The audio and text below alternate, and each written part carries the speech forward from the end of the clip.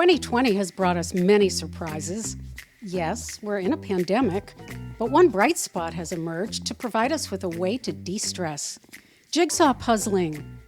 In fact, the popularity of this hobby caught puzzle makers by surprise. Before COVID, we had just kind of gotten out of the holiday season. Well, I think what we're going to do is... Meet Whitney Sheehan, owner of Bewilderness Puzzles in Woodinville. All of a sudden, when people went through various stages of lockdown, orders started flooding in. That's because puzzle shelves in stores were empty. And that's when the Bewilderness online business really took off. Our sales went up about 400, 500% of a typical spring. I was hoping we were getting closer to something finished. Right. And now I'm kind of like revamping it. After graduating with a math degree and working in tech for 10 years, Whitney wanted something more. So that's where wooden puzzles came in. I had always thought they were beautiful, really fun to put together, and I thought I could do that and bring something new to the wooden puzzle world. Not coincidentally, the very first puzzles were made of wood. John Spilsbury, a map maker in London, England, made the first commercially successful jigsaw puzzles in about 1760, 1770. Renowned puzzle historian Anne Williams has written several books on the topic. He took his maps and he pasted them onto thin wood. Then he cut them into pieces and sold them to the aristocracy in England so they could educate their children in geography. More entertaining themes came along, like nursery rhymes and fairy tales. And by the 20th century, cardboard puzzles were mass-produced.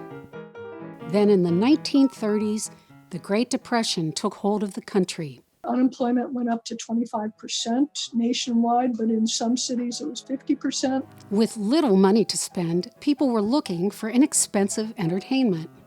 It used to be crossword puzzles and backgammon and mahjong. Now it's jigsaw, and it's got the whole country steamed up.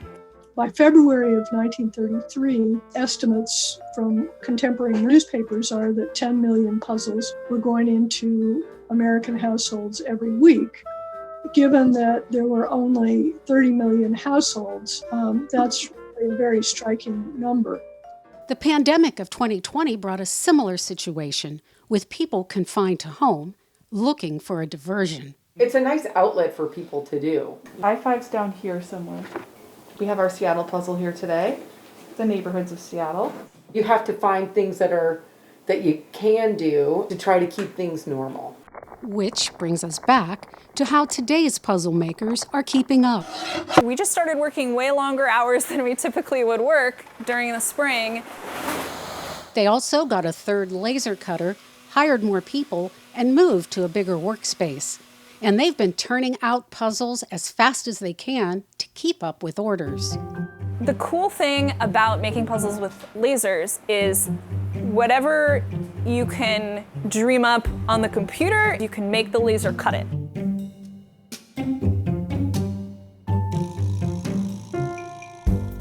This one is definitely our most popular puzzle, and we cut this with the circle geometric pattern.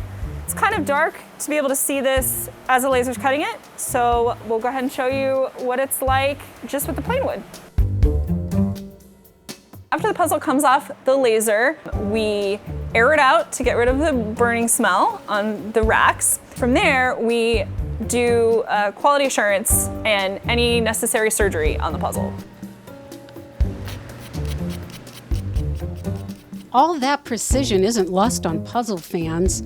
Wooden or cardboard, jigsaw puzzles are satisfying on so many levels. You're starting with just a jumble of pieces and you're turning it into something beautiful, and it's a really nice way to still do something fun that's not looking at a screen. I can't stop once I get started. I just have to put the next piece in and the next piece in and the next piece in. My mom really likes to focus on the flowers. I like to just find one group and focus on that. She likes to do skies or something of similar colors. And then my dad just kind of walks around. Another reason to do puzzles during a time like this is to feel like you can create some kind of order out of chaos, to solve a problem that's a little bit easier to solve, but not too easy. it's a fun business to be in. Whether you're a newbie or a seasoned puzzler, there's nothing quite like placing that last little piece.